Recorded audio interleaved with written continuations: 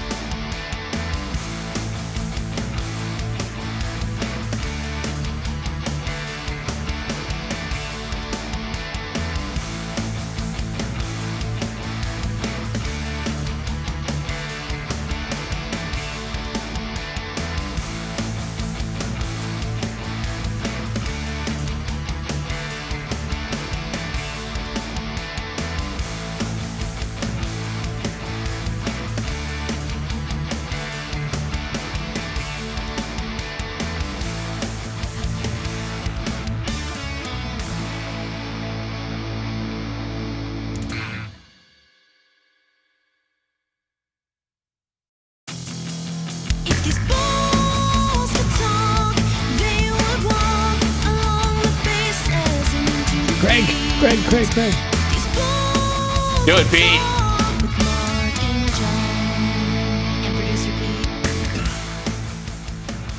There it is. Recording. All right, go. Ballers, welcome to These Balls Could Talk. Jared, who's the worst charger in the world. Aw. That's true.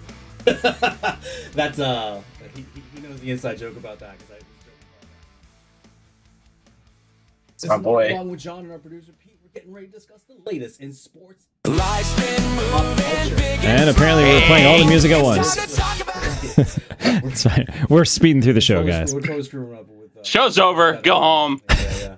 Anyway, if you like what you hear or see, please like us or hit that. Likes to say, tickle that little bell. Tickle. Meh. Tickle. We want to welcome back to the show a fellow kickballer who's actually teammates with Jared, believe it or not. When he's not, gallivanting to Hawaii or rubbing elbows with the soccer elites, we'll get into that a little bit more. Please welcome back to the show, Mr. Peter Pond. What's going on, Peter? Woohoo. How you doing? Thanks for having me back. Glad to be here. Great to have you. What up? What up? Oh, I'm sorry. Let's catch up with everyone. Now I gotta. Oh my god. All right, this is gonna be a shit show. Oh my God! It's time to talk about our balls. It got so loud. You were complaining that you couldn't hear it last episode, so. Let's get so to know our guest a little better. That's not. Oh, that's sorry, not what we're the doing right one. now. No. How you been? We're really, really organized here. All right. Can you explain to our friends at home why you're being so quiet? Right now. I think it's probably AI. Probably. Shadow. Are at his home studio and right next door. Two men and a baby. Probably fine. Baby update. He's sleeping. Yeah. So the ladies are at Benson Boone at MVP Arena right now. Yes. Having a grand old time. Jamie's graduation present was Benson Boone tickets to take a friend and a Very nice. friend. So her and her friend Avery are there. Yes. And Melanie and Stephanie are living it up. Chaperoning them, and they've already bought a shirt, and I've seen some pictures, and seats are okay. I walked again today, like walk around for the first time in probably, I don't know. Nice. In Like- the smog. No, in the home gym studio man cave, not in the smog. Ontario's on fire, you Wait a guys. Did you see second. that shit? Yeah, just a bit. What are we waiting for? I took a picture outside. Oh, because he needs to get the right setup. I I think. wasn't getting Mark on the live stream for some reason. I was getting me. But I mean, you got Mark through my mic, but it wasn't. Okay, now we're good. What's that? There's a weird bubble in my wine. Never mind me.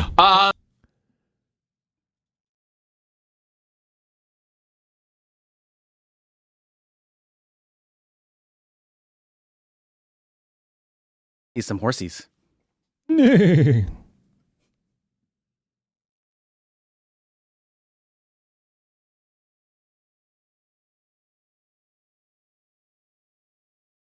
Oh, nice. Are you? I'm a little You already jealous. have a job, thankfully.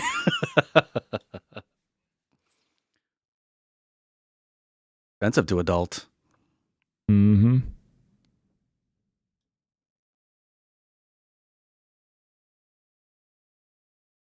Wait till she wants a car, and she's gonna have to pay for that. No.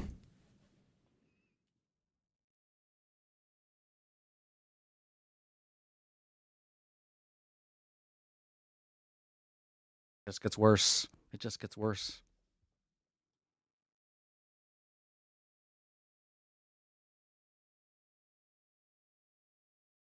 Define a lot. Like at least one season.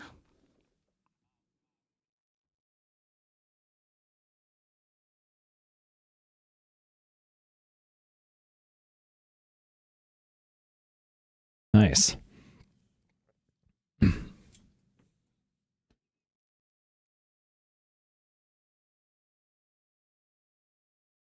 Yeah, so I had a little vacation last week. I rented a beach house down in Charlestown, Rhode Island, which for those that I am tan. It Also- is summer. Happy birthday. Oh, well, thank you very much. It was my birthday on Sunday. I am only 18 Yeah. I mean, you look it. plus 27. Oh, I mean, guys, he's radiant in real life. You got to see this. Yeah, The absolutely. camera doesn't do it justice. But we were able to relax a little bit, rented a new house literally right across the street from the beach. So it was very nice to be able to walk to the beach. This was the first time that was actually this was in East Beach. Are you all right? Yeah, just keep talking. I'm just moving the mic away so we don't have too much mic bleed onto each other here. It's fine. It's weird to see the spasticity of Peter in person again. We might.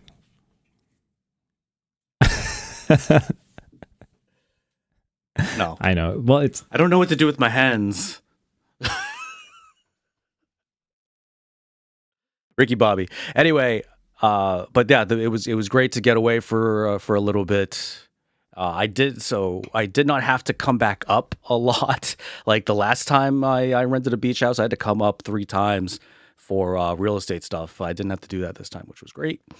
Nice. And unfortunately, a bit of sad news though. I had to. So it was pet friendly, and I brought my cat down with me because he hasn't been doing so well. He needed some daily meds. He was able to make it the whole week. Brought him home, and unfortunately, he died on my birthday. Oh no. Oh, I'm sorry. He Mark. died in his sleep. So I can actually that's- pat his back.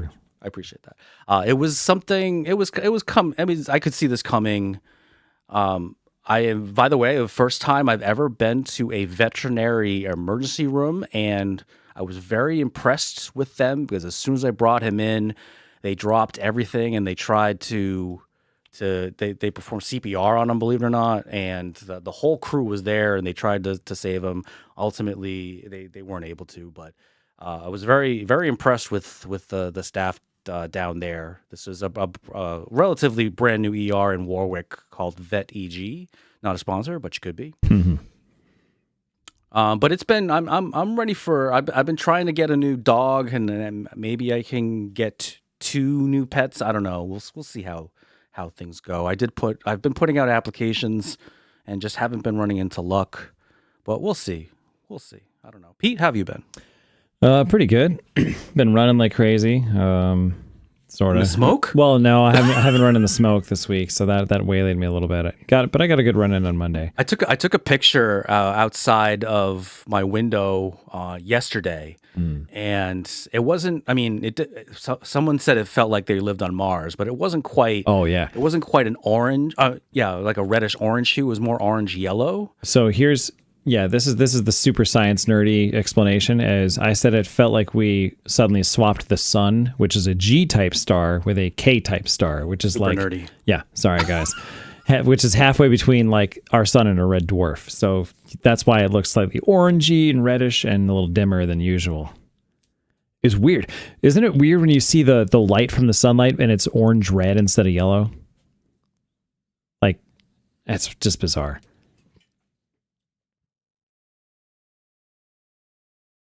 Yeah, it's right. No, like it feels like super nerdy now. This is if you're on a different fucking planet and you're living it like with a different star. You know, it's like this is what the sky would look like every day.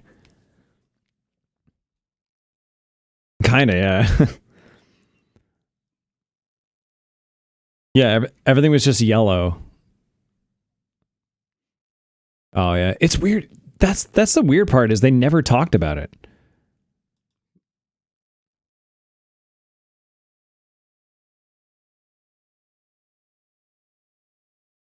Oh yeah, I saw that. Yeah, I saw that. They were stuck nuts. in there for a minute. Yeah, but thankfully, I believe no one was hurt from that. Mm-hmm. That's good. Whew. So some more updates. Liam's doing great. We found out he loves ice cream. His favorite is mint, not mint chocolate chip, but like a Stewart's does a mint kind of brownie fudge thing. It's incredible. So he loves that one. Steph's been doing well. I don't know if we can announce it on the show. Maybe I'll have to let her do the announcement. Okay. Yeah, super secret announcement for Steph. Stay tuned. Real good. But it's also really tough. It's tough things in life. It's always big changes, may as well make big changes while we have a toddler, which is always a crazy deal. But anyway, Liam's doing great. I am done. I assume she's getting a boob job. Yes, that's what it is. You guys got it. Not that she needs it, but so anyway. No, it's a good thing. It's just a boob job is never bad. Big changes. Oh yeah, a boob job is never bad. Well, not if you don't need it. All right, but anyway. Sorry, hon. Okay, so my job at work has been pretty good. We're finally winding down with this one project, which ends a whole series of shows that we've worked on for years. So that'll be fun. And I'm working on kind of a dream project. I can't tell anyone about it, but I'm super excited. And like such a tease. I know. No, like my co-supervisor and I were talking about it and like going over the logistics with it, and then we both look at each other like, I still want to tell people about this. It's like, me too. You somehow told us a lot and then yet nothing at the very same time. I know.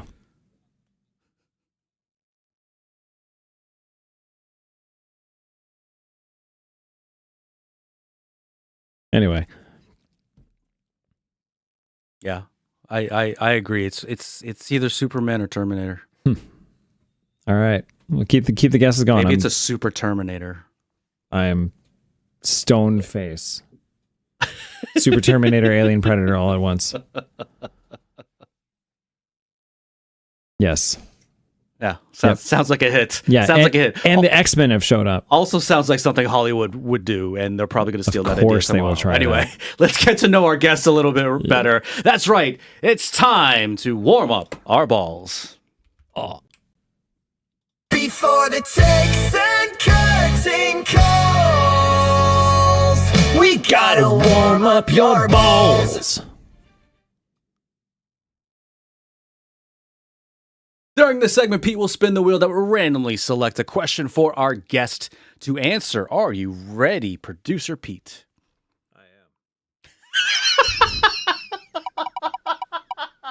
Oh, maybe. Okay. I just wanted to see if I could freak Mark out for a second. Okay. All right. So, Peter, who was the best or worst casting for a superhero? Now that we're talking about crazy superhero scenarios. Oh my God, the wheel was listening to us. Best, I know. It's like the show just knows.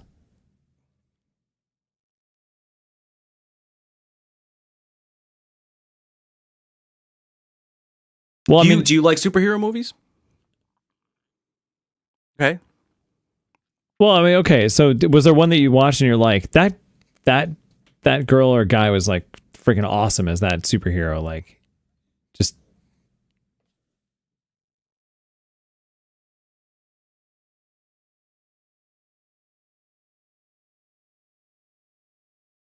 It could be recent. Could be old. Spider-Man.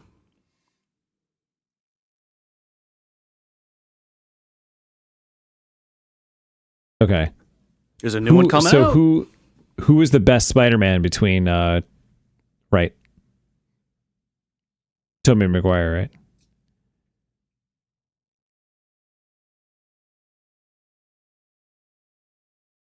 Yes. Oh, right. I Wasn't that love awesome? that. I love that moment.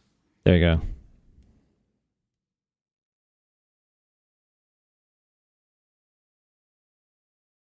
You know, I liked his Peter Parker, honest, I gotta say. He was the funny, snarky, like I wasn't a big fan. the jaded, snarky one. Yes.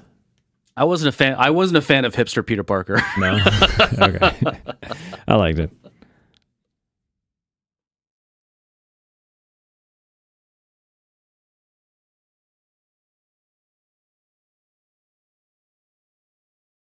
Oh, Really? wow. Oh, I mean, the second Amazing Spider-Man didn't do very well Dude. either. when it comes to like the president or CEO of Sony, there's a lot of major world-changing company decisions that were made on like an emotional whim in the name of honor. It's pretty intense, that like Sony's history with that stuff. No, I mean read the story about how the Sony PlayStation came to be. It's pretty cool. That was a legendary. It's one of the most legendary stories in gaming. Oh, it was the thing.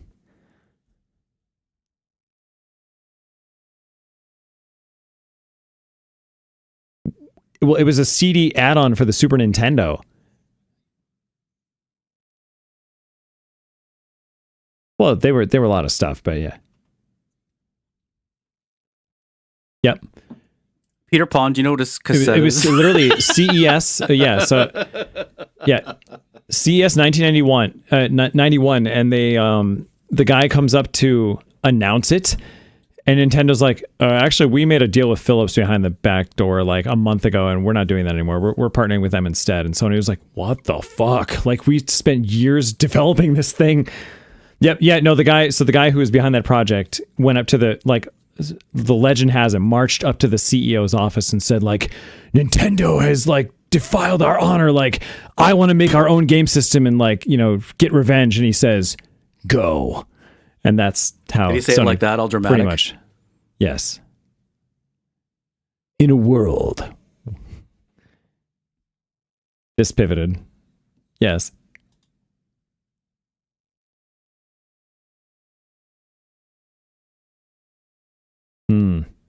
He was really good.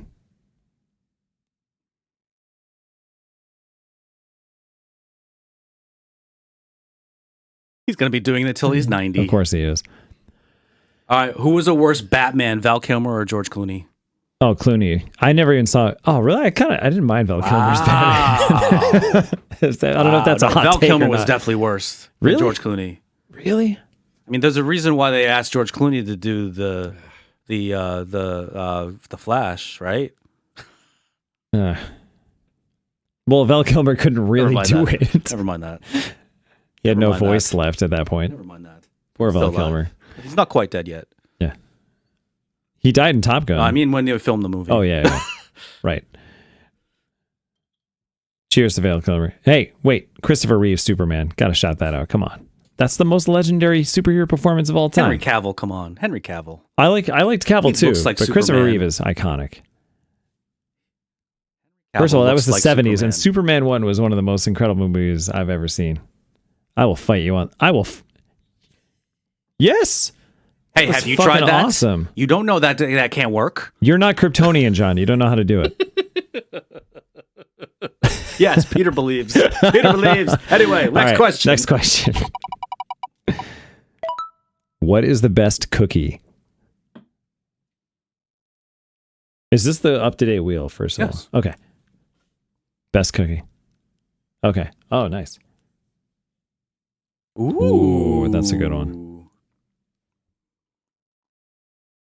Mm-mm.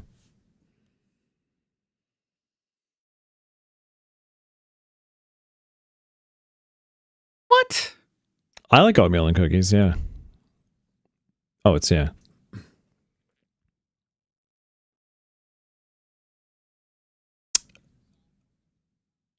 No.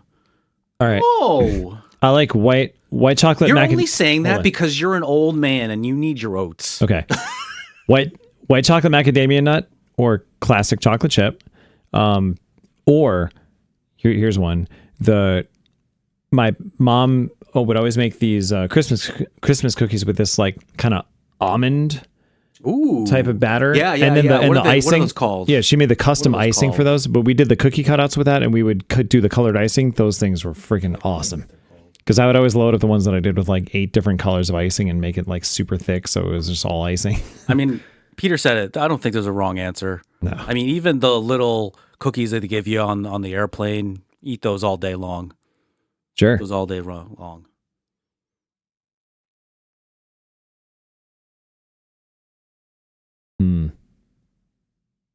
I'm trying to remember the ones that Steph makes that are super good too. That's not a cookie. There you go. We're talking about Duck cookies, donuts, not yeah. donuts. How do we pivot to donuts? Jeez, we can't even stay on cookies.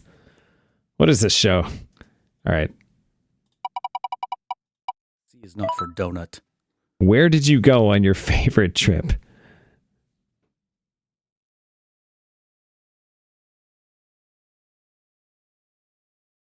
Whoa. Damn.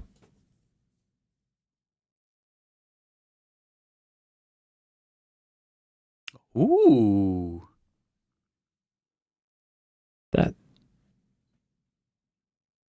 That is awesome. Wow.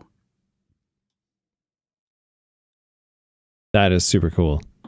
How old were you until what age were you on a club team?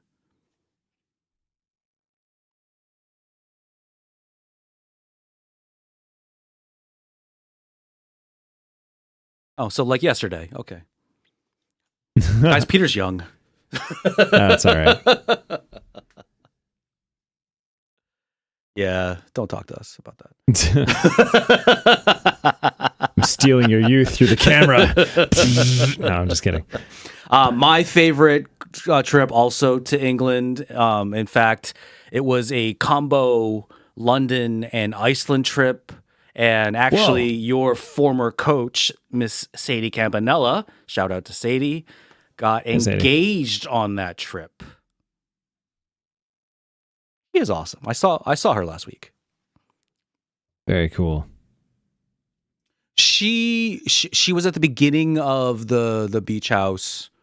Yeah, and we went to see polo together too. Very nice. John Pete. Ooh. John, you've been on a we couple did a lot good of really trips. good ones, so it's hard for me to choose. Let's not talk about the Italian trip where you saw the boobies for the first time. We know all about that trip on this show. It's been mentioned multiple times. I feel on like this that needs to be in the show. drinking game. Reference to John getting drunk in Italy should be a drinking game rule.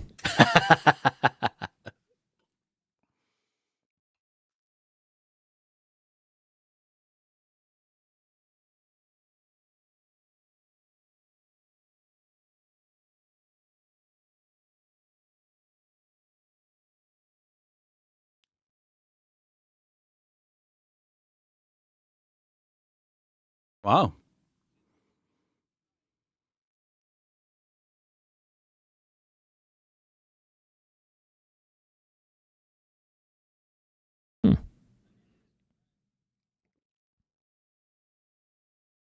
Oh man, that sounds awesome. I mean, I don't know. Choose between Greece, Croatia, Iceland, Hawaii, Aruba. Yeah, you guys used to travel all the time. We will again. We will. We're actually going to do a trip coming up soon with Liam to go to like the Cape Cod area. So it should be fun. It's more local, but hey, still fun. Hey, there's nothing wrong with the Cape. No, not at all. Like I've never actually really been there, so I'm excited to check it out. And then, yeah, just All right, and now we hand things off to Pete. Oh, we are? Okay. It is time. I haven't seen this.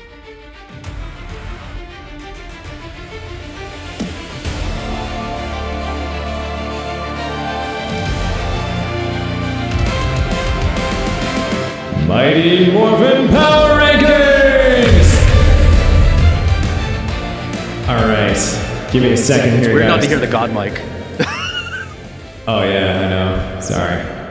All right. Oh, I thought that was just because I was sitting next to you.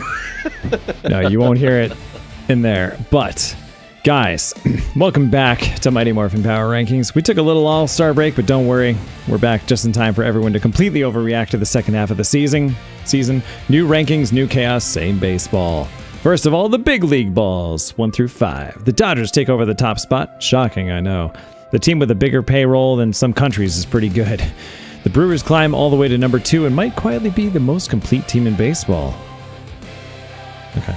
I'm getting some reactions here from Mark. The Rays stay in the elite tier, while the Braves slide to 4th after spending what feels like the entire first half sitting on the throne. Not the toilet, but like the top of baseball throne. And now they are. The throne changed. And the Yankees round out the top 5 because John wrote this. And no matter... and I know. Yes. All right. Hey, let him finish. And this is written, okay, and because no matter what happens, New York always finds a way to make ESPN talk about them. Now, onto warning track balls. Be-doo, be-doo, be-doo, where things get weird. The Cubs rebound into 6th. The Phillies continue their climb, and then the Marlins at number 8. What? Miami has officially entered its annual, are they actually good phase? The White Sox somehow keep hanging around this tier, and the Cardinals refuse to die. Every time you think St. Louis is cooked, they win 6 out of 8 and remind everyone baseball is stupid. Over in the ground balls, we've got the Guardians, Pirates, Rangers, Diamondbacks, and Padres. Congrats to San Diego for once again winning the offseason and then spending the regular season trying to convince everyone that they were winning the offseason and that they're still dangerous. Now, foul balls features the Mariners, Twins, Red Sox, Nationals, and Astros. Houston sitting this low almost feels illegal. Somewhere Astros fans are already typing, well, just wait till October. And honestly, they might have a point.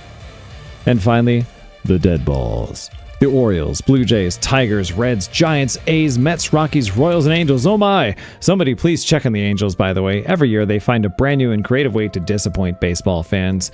At this point, it's less of a rebuild and more of a documentary. So the second half is officially underway. Playoff races are heating up and every game actually matters now. We'll see you next week when half these teams morph into something completely different because that's baseball. And nobody knows balls better than our show If These Balls Could Talk. We still a little ad lib there. Yeah. And now I'm going to bring it on to these ballers right here to talk about it. Don't be talking about my balls. First of all, I do want to mention, because it's been a while since we've had the show and had Major League Baseball power rankings, why the Boston Red Sox decided to win their final 9 games before the All-Star break baffles me. Because now people think that they might be a contender in the stupid AL. I think they are appropriately ranked right now. They are, I believe, 1 game behind the 3rd wild card spot in the AL because the AL sucks. But again, they won 9 games in a row, and they're going to be potentially buyers in the trade deadline, which is in a few weeks. Oh my God, I mean, they've been doing this without their best players. Roman Anthony, I think, died. Garrett geez. Crochet also apparently died. What the hell? But they still have Sonny Gray. What's not? No, just dying. Oh. All the Oh, I death. thought you were there saying something No, else. all the death is disturbing. They've been. Wilson Contreras has been like the heart and soul of the Red Sox. He's been hitting home runs. He's got a fiery attitude too, so he gets everyone. He did not, but it was pretty far. It was pretty far. I don't round up at the home run derby. But there was actually he got ejected in consecutive games against two different opponents. Oh, jeez. I don't know. I don't think that's a record, but it's just a nice little fact about him now. Huh. He walked by a Nationals player, and the pitcher was like really upset about that, and for whatever reason he threw at him, and Contreras. Yeah. Yeah. I think the pitcher said a naughty word. Yeah. Yikes. So we'll see. I just realized I've just talked about the Red Sox and the only ones, but let's talk about. The Dodgers are obviously the number one team, and the Brewers. I don't agree with the Brewers being the most complete team, but they're pretty damn good. They are pretty damn good, and they have arguably the best pitcher in baseball right now in The Miz.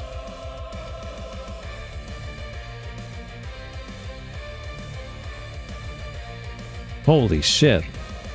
He has the he doesn't consistently throw 105, but he consistently throws over 100. In fact, he throws over 100 miles an hour more than any other pitcher currently. That makes Skeens look pedestrian. Yes, actually, yes. Did you guys like that? I said a baseball thing. Very proud of you. Very proud of you.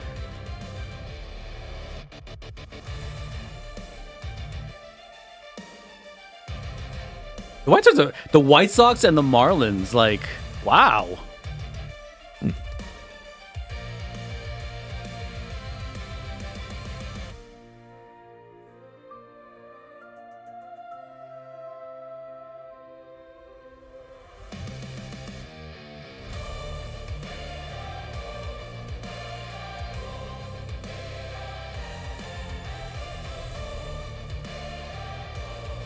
Two years ago, they lost 113 games or something like that?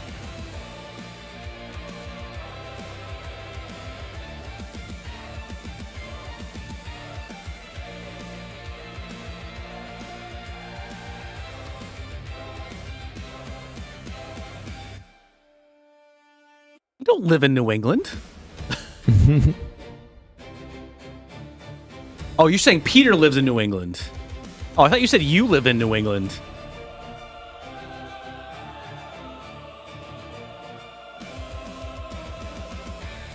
Hey, I didn't burn when I walked into Yankee Stadium, so. I did it twice last year, too.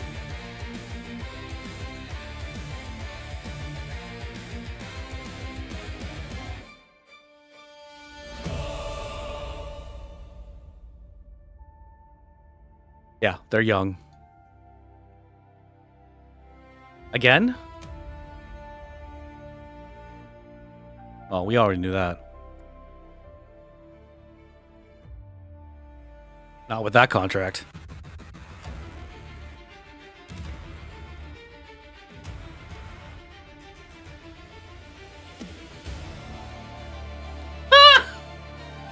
That's all you need. That's all you need. You just need the best closer in baseball. That's all you need. You need 2 bullpen arms, by the way. What? Last year you were like, I love David Bednar. He's gonna fix the Yankees bullpen.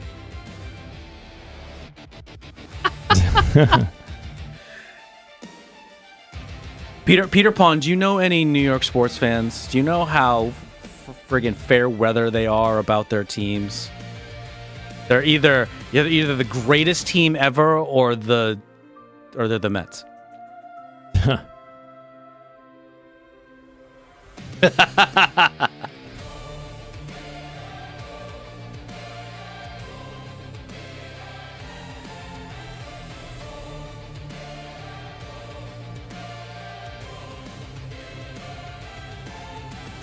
Yep.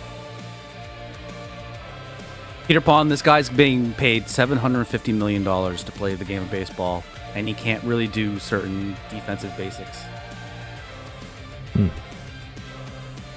That'd be like someone playing kickball, but they also can't throw.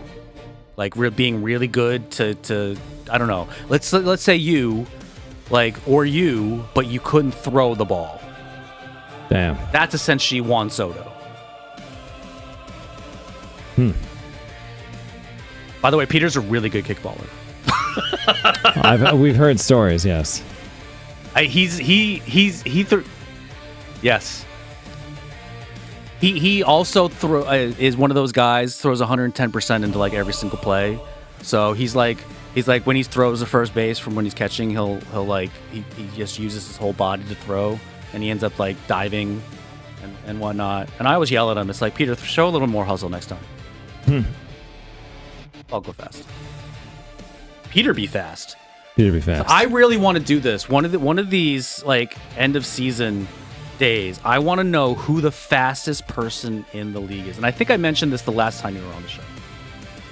I want to know this. And how I think we can do it? If someone handicaps it, like on DraftKings or something like that, we actually bet on it.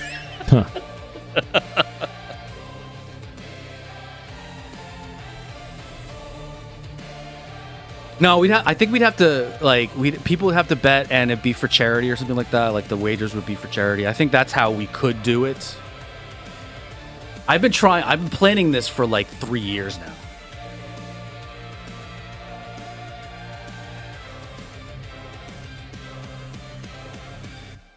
Sorry, Jeff, I'm the Mets suck.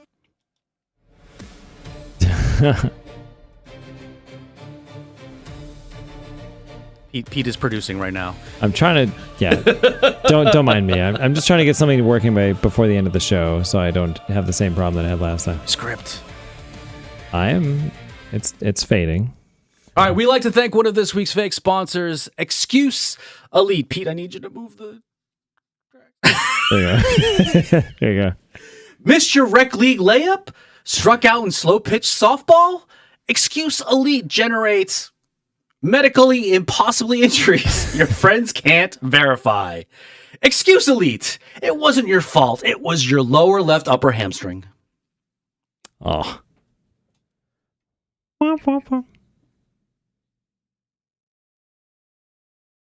Yes. Yeah, the problem is though it's set up to be in the middle, so I think Mark had to look around a speaker because the TV's too big. So all right. Well, we will keep this here, but I'm gonna use my laptop, my Mac too, just as a backup, so I'm not like Pete. Okay. Yeah. Anyway, nope, you're going too far. You've gone way too far. Where are we supposed to go? Way too far. All right, everyone, shall we kick off this shindig? Yes. All right, go to the next topics. Songs. So the theme of these next topic songs, with Peter being on the show, being a super soccer superstar, these are all songs with the word kick in them. All right. You are all right. Where are we looking here? Scroll down. Down. There we go. There we are. All the other kids with the first topic, you better run, outroute these guns. All the other kids with the first topic, you better run, outrun these guns. I can actually... Was I off key? I'm not sure. I don't know. I was probably off too. But at least it was in sync.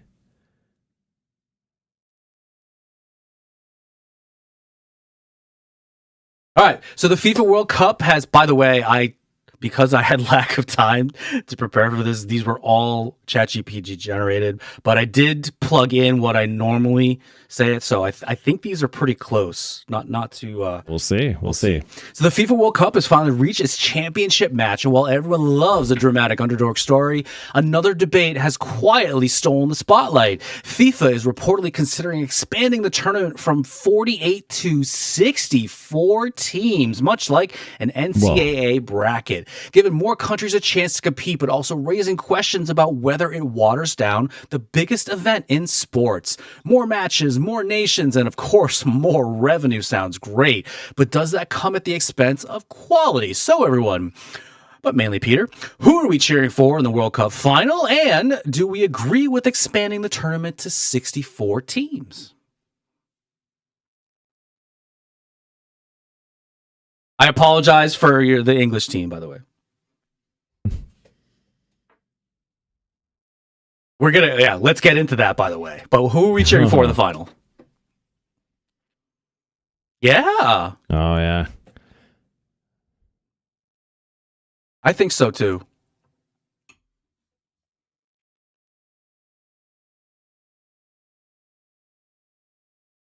Yep.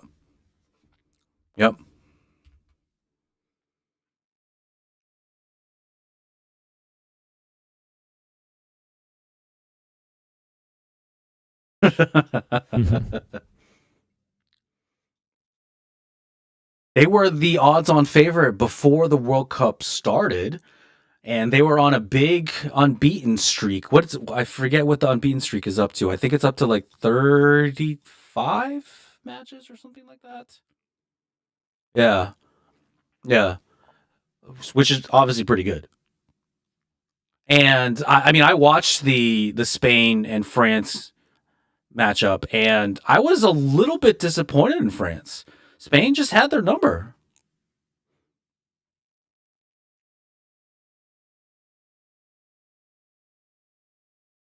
And then the England-Argentina matchup, England up 1-0, and then they squander it away with 2 late goals. Peter, go ahead, unveil your thoughts.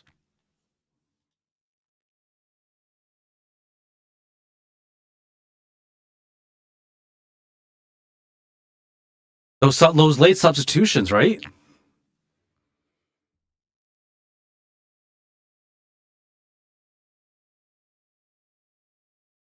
Anything is possible.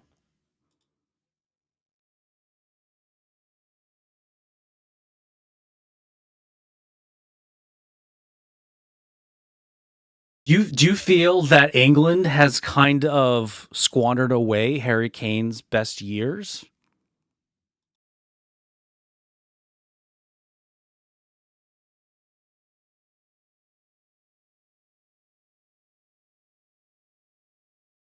Yes, tell us about that too. Greatest game to go watch, but the experience was awesome. I mean, the fans are. And where were your terrific. seats, young Peter? I was sitting front row behind the corner flag on the England side. I got to see Harry Kane miss a golden goal right in front of me. That was horrendous. Yeah, he had an open net. He just shanked it. I'll never forget it. So I don't know anything about soccer, but I know how to read. So 8 goals this World Cup. The over under on turning this into a Knicks or Yankees topic. It's not going to be Knicks. Messi scores 8 goals in this year's World Cup. I'm going to have to pour Argentina another is in the glass. final. Messi wins in 2022. If Argentina wins this, is Messi the greatest soccer player ever? Absolutely. Oh, see, recency bias, I think, is getting with us with Messi being the greatest of all time. Like, it's amazing what he's been doing in the later stages of his career. It really has. But Mark, he's 30-fucking-9. He's yeah, 39. He's a young buck compared to us. Not that much. Keep thinking that, John. But I mean, I also saw like Ronaldinho in Brazil back in the days. Like Ronaldinho was fucking amazing. I believe he won 2 World Cups. I could be wrong about that. He's also a legend right there. Also a legend. And then you got Pele. Come on, Pele. When Of course, he of was course. 16 years old, he won a World Cup. Hmm. Come That on. is true. I think Pele he's won- far enough Pele won removed to where a lot of 3. people just don't remember him. That's the problem. Even though Pele he's won like probably the 3. most They're not as famous old as player we of are. all time. Right. 1958, 1962, and 1970. Can I ask you a question, Peter? Go for Is the game harder now?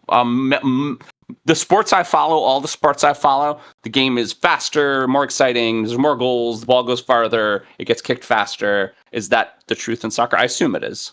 Definitely. And I feel like another thing that's changed the game is the VAR system. I feel like that Yes. has been a huge debate on whether it's good for the game, bad for the game. I've Explain seen it go that both for the ways. listeners and for me because I don't. I heard about it with the whole U.S. red card thing, but I Oh don't yeah. So, understand Well, it. that If was I'm used cor- improperly, right? That's a whole nother topic. A whole nother Yeah, topic. right.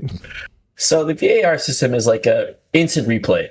So it's pretty much a referee can go like this, make a square, and he can overturn a call based on a replay. So, for example, the U.S., the I forget his name, Balian, went for a tackle, and he initially got a yellow card, but the No, referee actually, it went to wasn't even a foul. no, Wasn't a foul at all. It wasn't No. even a foul. Damn. and then the referee called for VAR, so he went to the main screen to take a look, and he reversed his call and gave him a straight red. Yeah. Do you think somebody told him to look at the VAR? Yeah, I think players me and too. coaches, yeah, Me too. but it definitely changes the game. I think. Absolutely. But so I guess where Is I'm it going, and desirable, let's though? not get not get distracted with a completely different topic. Where I'm Yeah. going is, I guess I think that because the game is harder, I think 2 World Cups to Pele's 3, if he wins, puts Messi right in the conversation. Yeah, absolutely. I mean, like very much. Can you I think so, too. Can you apples and orange that thing with just how much time is between these two I mean, stars? it's kind of like the Michael Jordan LeBron debate. Yeah, like it's two different eras. Yeah, I mean, it's two I think different they can eras. both sit up on the Mount Rushmore of all-time soccer I players. want to get more into expanding the field to 64 teams. Peter, what's your thoughts on that? So 64 is a lot of teams. It's a lot of teams. That's Yeah. a lot of teams. I think this World Cup was 30. No, was it 48? Then we get cool stories like Cape Verde, 48. right? Yeah, I think for 48 is a good number. The big example is Cape Verde. Like, I never heard of them until this whole tournament. I know one of my students actually is Cape Verde, and he was talking about this team, and they showed they were legit. They played really well. They They're like little Portugal. almost, yeah, they almost beat Argentina. Portugal. mini Portugal. But I feel like Yes. with the expansion, it shows us different countries that Yeah. might be really good. Yeah. But I just feel like at the same time, you bring in too many countries, as Yeah. Mark said, it's Like just Qatar? like I mean, the quality of the game declines. Who's And 6 that's- nothing Well, I in guess- Canada, and Yep. they just decide to Right, red I card guess the- everyone. well, I just guess like, the question too is, like at that point, is the first round even worth playing? Because some teams, some of the dominant teams, England, U.S., Canada, Argentina, they're going Right. to play teams that they're just much better than. I mean, it's the That's a same good- thing. I mean, I made the comparison to the NCAA bracket. I mean, the last teams that make the tournament are never the ones that are going to win it. Never. the Seattle ones won. that are gonna win it. Seattle won 3/4 of that game. Yeah. Okay. All right, final thoughts. We're at time, and we have been, but I know it's our own. I mean, I've been regardless told who that wins, when we I were think kids in the console wars Yeah, that yeah. 64 bits was better Who than you 32. picking to win? Who you picking to win, Peter? Hmm? Who you picking to win? You said you Spain. You guys were Spain, all right? talking over each other. Spain. I don't know enough. I to don't know. care. You can't mess with the mystique of Messi, I think. No.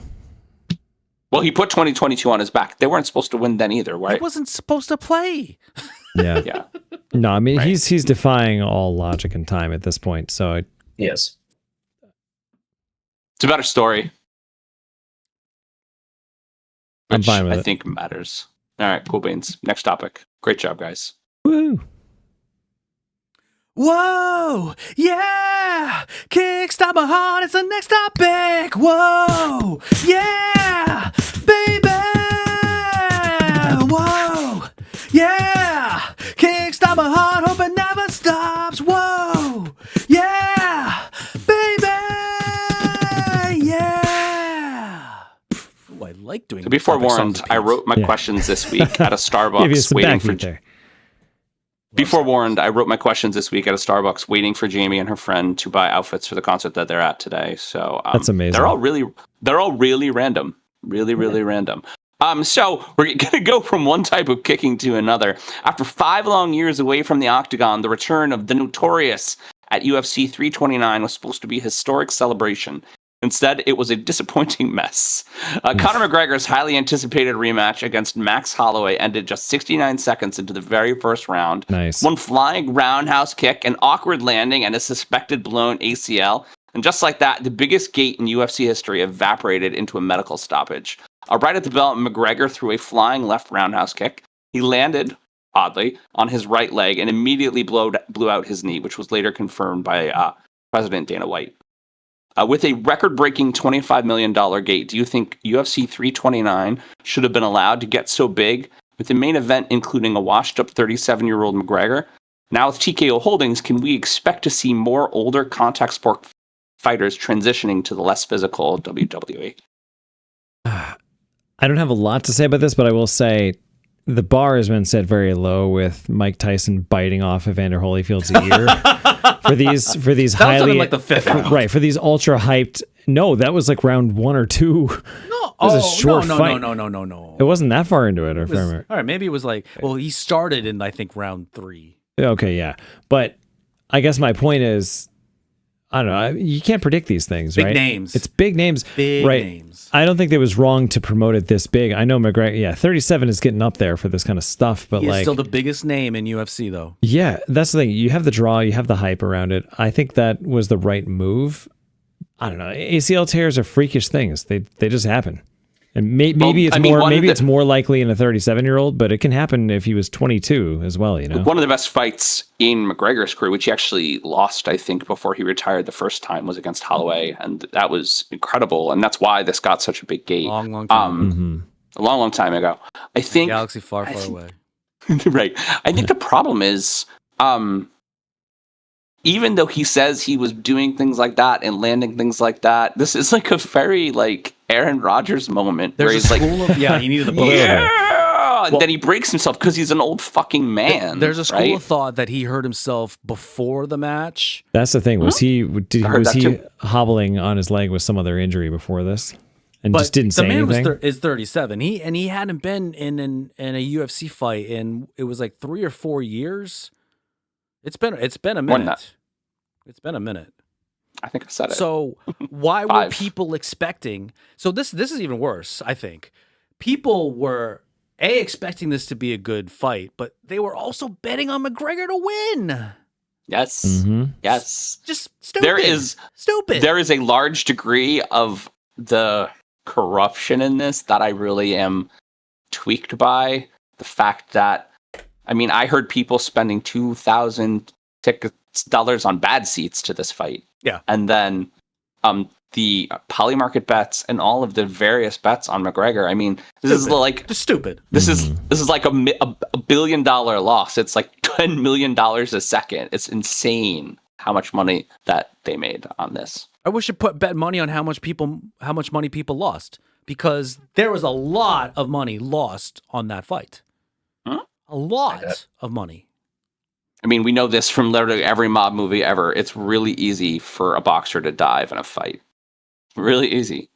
Oh, I hurt myself. Oh, can't play, can't fight. You know. Well, all right. You're that's the connotation that he did it on purpose. I don't know. I don't think he did it on purpose. He's just I old. think it's more likely that he was hurt beforehand He's old. In his training. Yeah. Yeah. I love connotation though. I love stirring shit. Dude, Peter, what do you think stir about in the this? pot, stir in the pot. I don't really watch UFC, but I do know the name McGregor. So I know he's, I think, really good, right? But He's in really the day, crazy. yes, Big name. yes. He was really good maybe 10 years ago. Yeah. He's really crazy. He's like a scrappy like Irish bar fighter. Like that's essentially Wait, his he persona. was in. Did you ever see the remake of Roadhouse, Peter? That movie was fucking awesome. I think so. It was With on Jake Prime Gyllen- Video. with Jake and Gyllenhaal? Conor McGregor was the bad guy in Roadhouse. Now that rings the bell. Yes, Yeah. yes. I mean, he looked good in that, And but he- then again, that was movie fighting. True. movie ass. Oh, Jake Gyllenhaal was really good in that. that's too. totally the same thing as actual fighting. Yes, absolutely. You guys are so good at actual fighting. It was convincing, wasn't it? Do we have any thoughts on what's next for the UFC and Conor McGregor? I mean, I don't think he's going to fight again. 37 and torn ACL. Okay. He might fight in the WWE. Yes, but as a 39-year-old, by the time he's fully recovered from that, I mean, John Cena just did a roundabout, and he was, I think, 48 or something like that's that. true. Isn't the Undertaker like I mean, 75 and he's Ric still Flair, fighting? I think, wrestled into his 60s. Hogan wrestled into his like 50s. Like, Hell yeah, brother. As long as you can still move. to do anything. That's true. As long as you can still fall. So I have a question about that. Is the Undertaker the same guy the whole time? Yeah. Really? Yeah. See, he's got to be like 70 years old. No. What? Now there was another. I feel like he looked old when I was a kid. He came out in the 90s. So Really? what There was another that? super tall Yeah, dude. but he looked old that- and year? decrepit No. even then. Maybe that was just the makeup. I don't know. There was another super tall dude that they played as like his brother, who was just another like 7 foot tall man. They called him Kane, and there was a number of Kanes. Mark? No, it was always one Kane. No. But the guy that played Kane had multiple like personalities before that. In fact, my favorite persona that he had before Kane was Isaac Yankem, DDS. He was a dentist. Yank him. If you're And too on- sorry to And get now on, he's like a go to mayor that in guy. Kentucky. And on wrestling Right. dentists, I let's guess move it's like on. Jesse Ventura.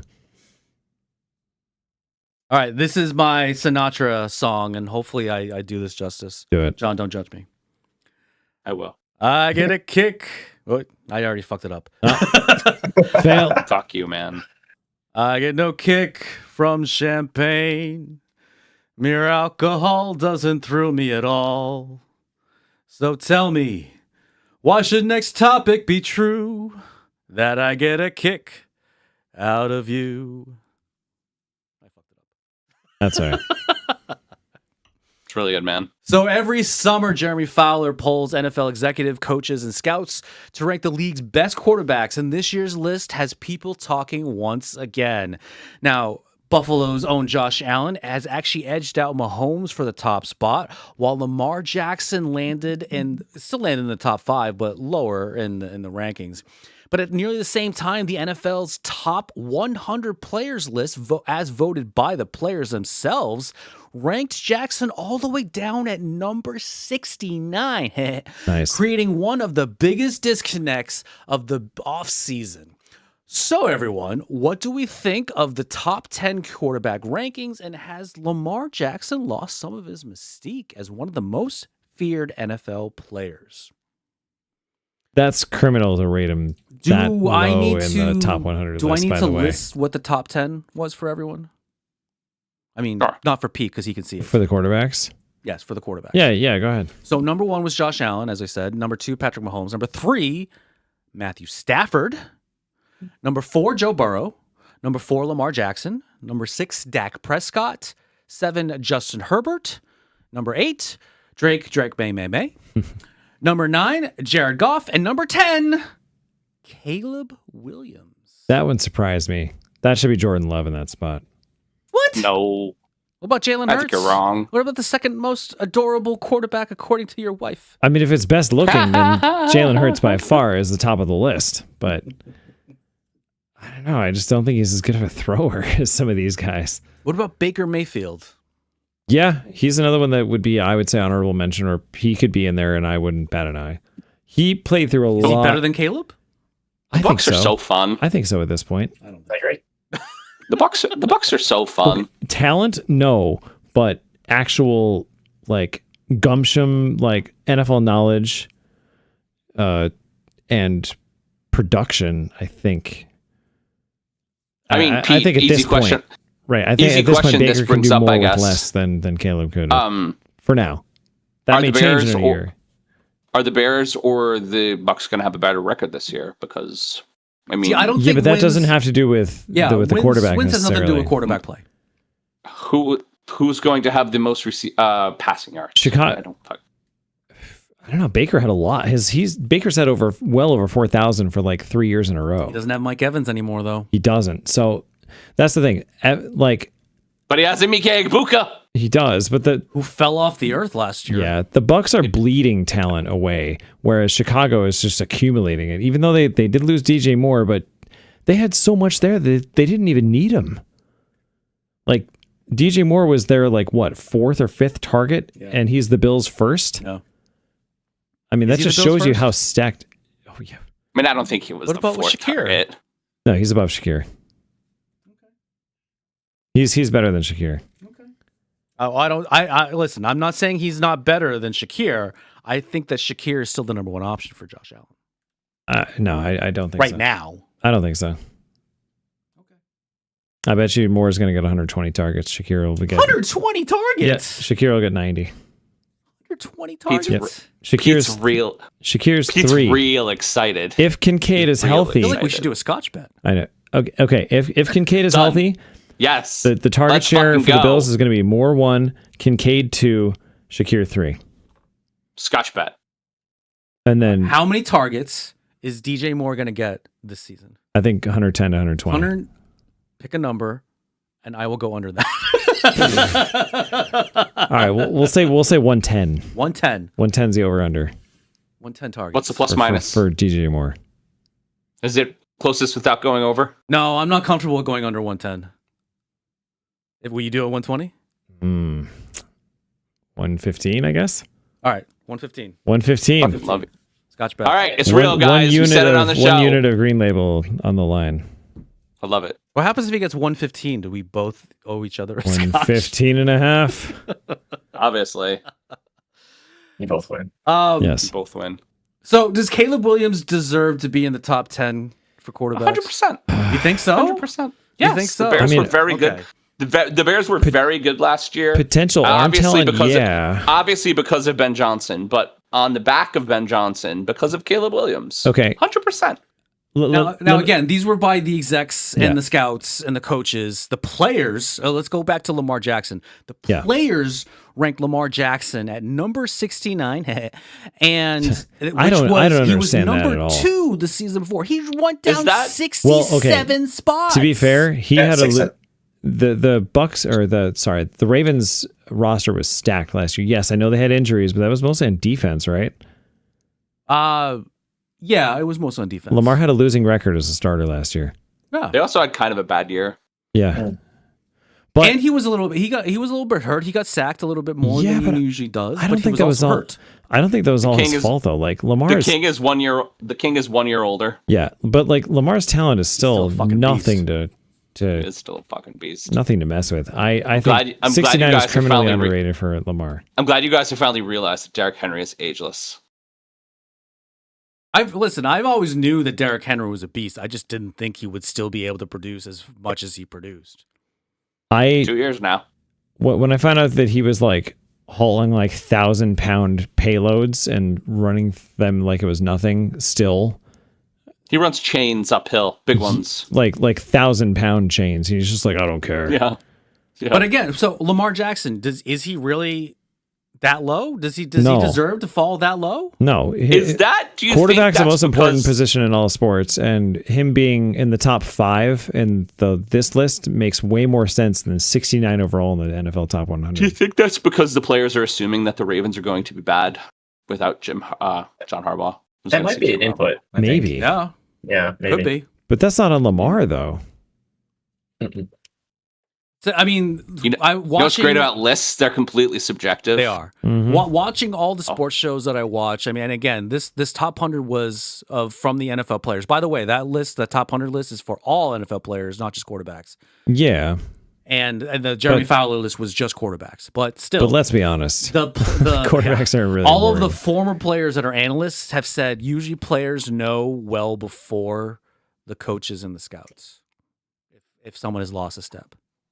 Yeah, I mean, they're right there in the field. I don't think Lamar's wouldn't be lost a step surprised. yet, though, has he? I mean, maybe injuries have They had caught a up losing to him record. at this point. And he can't win a playoff game. Yeah, Well, he won playoff games, just not the important ones. yeah. He just can't. I still say, I I've think- said this on the show before, and I'll say it again. I think this is his last year as a Raven. We thought that there was some smoke around that this year. He didn't extend the Are we offseason. are we going to see full power Joe Burrow this year? That's all I care I think about. so. I mean, Joe Burrow said so even. Full power Joe Burrow. Joe Burrow went in a press conference and like Joe Namath did. He was like, "Yeah, we're gonna win the Super Bowl." He's Joe Cool again. Yeah, he's pretty much channeling Joe Namath at this I point. think he might throw a he's got left-handed a touchdown this year too. Yeah. He's got Dexter Lawrence now, so he feels brave. Well, yeah, but Sexy Dexy isn't protecting him. So I have a brave. theoretical question with Caleb Williams being on this list, which I seem to disagree with you guys about. Would you have put Josh Allen as in the top 10 in 2019? What year is that in the rise of Josh Allen? We are not Bills. That That was was his second before. year? That was before Josh Allen was Josh Allen. Yeah, was that his second year? Second year. Yep. They were 10-6. They made mean- the playoffs. They got embarrassed by Houston at the end in overtime. No, I Can wouldn't we put him just- in the top 10. In That- 2019. I think To me, that right now, this Caleb is- Williams is year 2 Josh Allen. No way. Talent up the wazoo, does not have it together yet. Pete, did you watch the game where he beat their arch rivals Green Bay in the final seconds and made people from Wisconsin cry? Yeah, Josh did some crazy put it shit on- in 2019 too, but he also had a sub 60% completion rate, just like Caleb But Williams. that's not Caleb. Yes, Caleb is. Caleb Williams is the reason that and Ben Johnson, the reason the Bears are good. Maybe. I've heard Ben Yes. Johnson go on record and be really frustrated with Caleb Williams. Actually, Well, that at was the the beginning beginning. That was the beginning of the season Yeah. last year, and Also- Before he takes- learned the playbook, which he learned. He Yep. learned the playbook. He learned the system. yeah. Also, I mean, I I mean- talked about that. You know, they did the playbook at half speed until Caleb could figure it out. A lot of people are still poking fun at his completion percentage and the fact that he's really not a good quarterback in the first 3 quarters of the game, but he's a phenomenal quarterback in the fourth quarter. He just he does. has the talent he's to do it. incredib- I just don't think he's there yet. He does very Josh Allen, incredibly athletic things, incredibly off balance, weird angles, that Yeah. kind of stuff. I'm saying if he takes another step and refines his game, then by all means he should be. If things go right, he should be not only top 10, he should be top 5 when we look at this chart next year. But I don't think he's there yet. Bears 100% in the playoffs this year. I mean, Really? their roster is insane. Probably winning in the first, probably at least winning their Ooh, first. I don't round know game. that they didn't really do 100%. a lot to improve the defense, and their defense was really only good because of turnovers. And a lot of their key players that got turnovers, including Kevin Byard, who came to the Patriots, thank you, sir, Wow, Kevin Byard, holy yes, we shit, did. dude, that's amazing. are on different teams. So I don't know if the Bears are a playoff team. I think they're going to be an love exciting Kevin Byard. fantasy Who team, needs and I'm really fucked up the fact that I needs traded defense? him away in AFQL. did. But you know, You have Colston Loveland. Who needs defense? And Roma Dunze I do have Colson and Loveland. Luther But imagine Burden. if I had Caleb and Colson Loveland. Yeah. I fucked Imagine. that up. Ugh. You did a little bit. All right, we're at time. I like to end on a sad mark sometimes. Oh. Next. That was a fun one. Pete's All like, right, I this like is- football topics. This is a How you know Luke about those? Bryan song. Ready? Okay. Pedal to the floorboard, head up in a folder, burning up the next topic. Park it and we pile out, baby, watch a step now, baby, have your boots on, kick the dust up. That was good. You don't know that song. No, but you performed it well. I'm actually quite surprised Really I was good. able to perform that as well as I did. It was good. I don't All right. remember the song. I'm going to do Good my for me. only real sports topic. New York Yankees phenom sophomore Cam Schlittler attended, but did not pitch in the MLB All-Star Game Tuesday. Schlittler, who is 9-5, has an AL leading 2.05 ERA. He chose to play it safe during Tuesday's midseason showcase on what would be his normal throw day. Many other superstars chose to forego the game, including Shohei Ohtani, Vlad Guerrero Jr., Zach Wheeler, and Jacob Mizorowski. The age of the All-Star Game across sports seems to be essentially over, and with players universally taking the games less seriously, will they be canceled entirely, or will they all turn into skill games and casual competitions? And does it even matter? I don't think it matters. The whole mantra behind All-Star games now is kind of gone. Victor Wembanyama is trying to do his best to get it back for the NBA. And I actually do like the format that the NBA has now, and with the 4 teams and creating a little playoff format. And Wemby has like been the voice of reason and been like, no, you have to go all out for the All-Star break. So baseball doesn't quite have a Wemby, but I believe the players still like it, and because they like being amongst all the greatest in the league. Now, the game itself, I thought, was a huge disappointment. I mean, the NL only got 3 hits. Oh, They geez. lost 4-0. The game itself was not a good look for baseball. But the Do you? I have don't a think that very had anything important to do question. with. I don't think it had anything to do with the people that didn't play. In all seriousness, like Shohei, I know didn't play, but he would have had he been healthy. That's the only reason why he didn't play. I have a really important question. Is Cody Bellinger going to turn that trophy into a bong? Yeah, that's quite the Wasn't important expecting question. that. Here we are doing a serious topic about the All-Star game, and John wants to talk about Cody Bellinger, a New York Yankee, turning the trophy into a ball. That shows you how interesting the All-Star game Okay, has so the become. MVP trophy, by the way, guys, is a baseball bat. It's like a crystal baseball bat. It's like long Oh, it's and crystal. see-through. Oh, come on. They're just asking And Cody for it. Bellinger really likes marijuana. You can see it on his face. Is it hollowed out, though? Oh, I but mean, he's a very he's got rich enough money man. to He- pay, yes, to hollow it out. He can Yeah. get someone to hollow it out. Melt the middle. So By the way, one John turning everything into a New York sports topic. Cody Bellinger is the only one who has now won a MVP, a All-Star Game MVP, a World Series, and 2 other things in nobody cares. MLB but history. you. Everybody cares because somebody made a stat over it because that's where I read it. It was probably a fellow But I New mean, York sports let's fan. go along the seriously though, like along the lines of what you said. Cody Bellinger had 2 RBIs and hit 2 singles. Like he didn't have an exciting game. The game wasn't exciting. No, the game was not very exciting. I mean, the NL did have opportunities to score, but they only got 3 hits, which I believe I saw was the 4th lowest, which doesn't make sense to me because that means that there have been like 2 and 1 hitters in the All-Star game, which is awful. Yeah, that's pretty bad. Even I know that. But that also just shows you the state of the game right now. It's all about exit velocity, right? For hitting, which means that everyone's going to try to hit it out, and more people are going to strike out because of it. It's just amazing that baseball has become the most embraced analytic sport.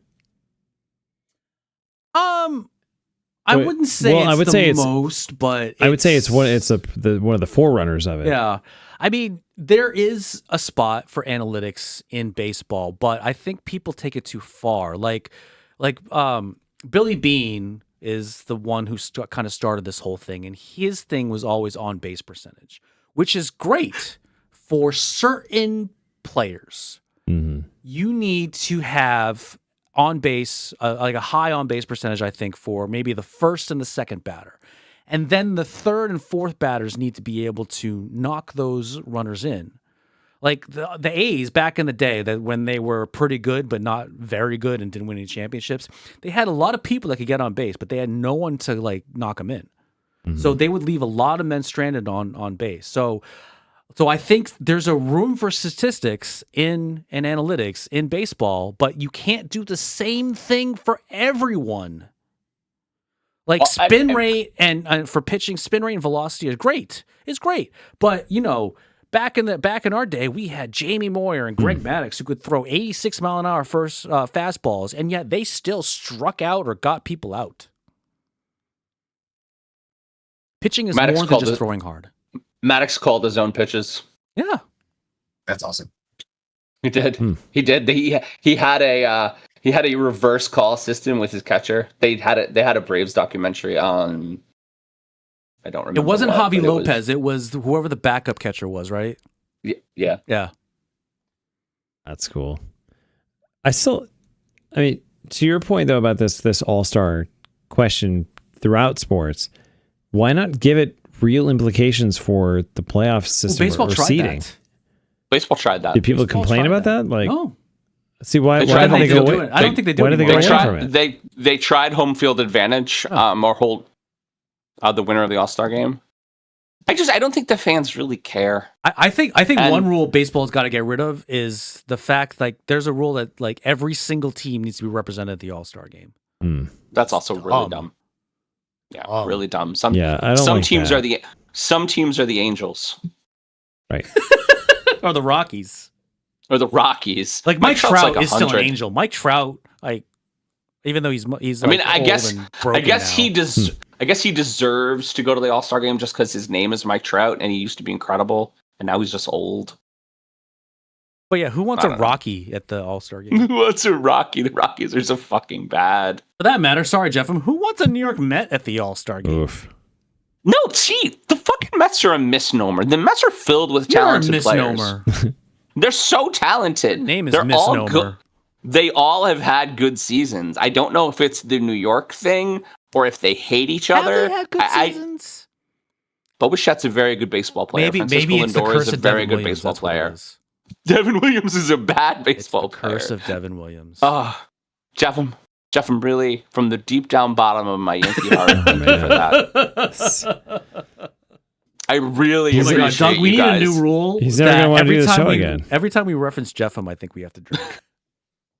This game is going to kill us. Peter, Jeffem is one of our college friends who is a Mets fan, if you couldn't tell, and especially John and I, we go to a lot of baseball games together and whatnot. So, yeah, he myself, John, and Jeffem love to talk about baseball, and we all. I'm a Red Sox fan. John is a Yankees fan. Jeffem's a Mets fan. You guys pretty much have like a baseball chat just going exactly. real like constant. Exactly. Yeah. And we love our teams. We talk about the game itself, the state of the game, and I mean, because we all just love the game. We really do. But unfortunately, Jeffem seems the worst. Sorry, Jeff. But they're gonna have a casino soon, so They are going to I have don't a know if casino, so we can gamble building our it. troubles away. Why not? I don't know. The players it'll can't help. can't contribute to that, but the fans can. They're cashing their checks. What do they care? Yeah, they don't care. Uncle Steve just needs more money to hire more useless Juan players. Soto needs to and- hire an assistant to be left field for him to catch the Yes, fly it's your left balls. fielder. All right. We're sorry, Jeffem. We're gonna stop. We are at time. Okay. Apologies. I want to see that. Please come back on the show Anyway, sometime. let's hear it for the fake sponsor, Replay Relationship Services. Pause arguments with your partner and ask for a challenge with our slow motion replays and expert analysis. Replay Relationship Services. After further review, you're still sleeping on the couch. Huh. All right. I just gotta say, I've liked a lot of your products. If you could find a way to do that, we could sell the shit out of it. I agree. Oh yeah. That would be so useful because Oh, like, but that you get would into- cause That was The most that, intense Progressive did feuds. that, by the way, as an ad campaign for a while. No, I was but gonna like, say, wasn't you it like get a into- let's replay this? once you get into it for like 30 minutes, you forget why you're even doing what you're doing. It's just it's Right. gone. Like That sounds like a Black Mirror episode. Pretty big honestly. argument, 30 minutes. Like this could go dark real fast, like a Black Mirror episode. It's just like arguments on top of arguments where Yep. you're just talking about things that didn't Yeah. even mention. Yeah. Because for all that we can't say an instant replay in sports, let's bring it into our relationships. hell yeah. How lucky Technically can correct. one guy be? It's next topic time, you see. Like the fella once said, ain't that a kick in the head? That's all I got. So for nearly 2 decades, men's tennis belonged to Roger Federer, Rafael Nadal, and Novak Djokovic. Together, they've redefined greatness, won dozens of Grand Slam titles, over 66 Grand Slam titles. Holy cow. And set a standard that felt impossible to reach. But Jannik Sinner has quickly become the face of the sport's next generation, stacking up multiple major championships, including the most recent Wimbledon title, and climbing to the top of rankings at a pace few players ever have. Yeah, you can tell ChatGPT this one. Altogether, though, he's won 5 major titles only at the age of 24. Pete keeps moving my microphone.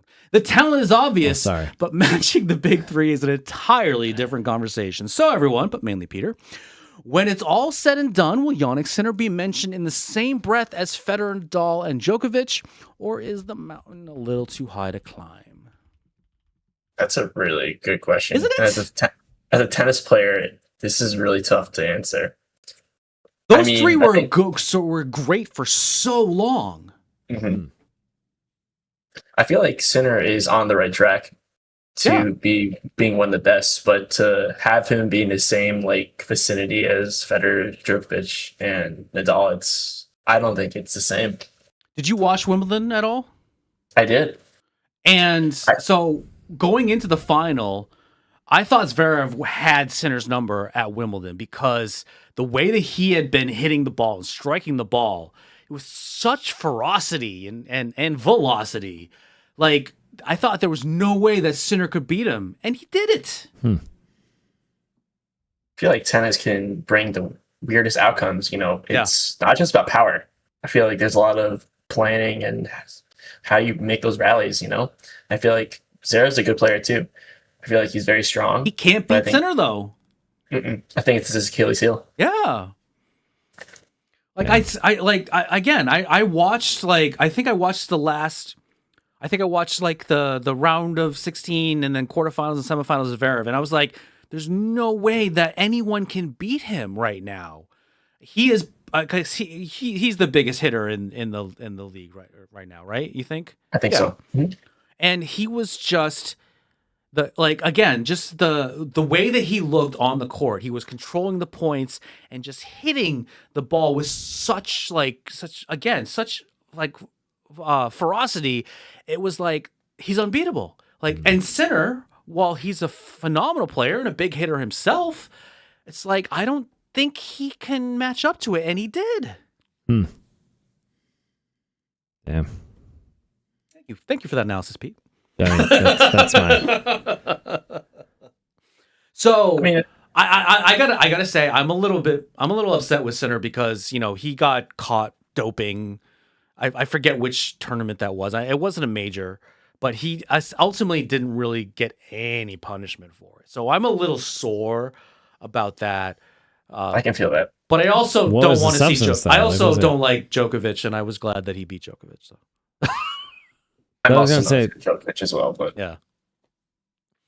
So this shows you my limited knowledge of tennis. So watching the Mindy Kaling show, Never Have I Ever, for some reason, the main character Devi, who is an Indian woman, had her interior monologue and thus the narrator of the show voiced by John McEnroe, who is a famous tennis champion, if I recall. He was, yes. Yes. Where would he rank on this list?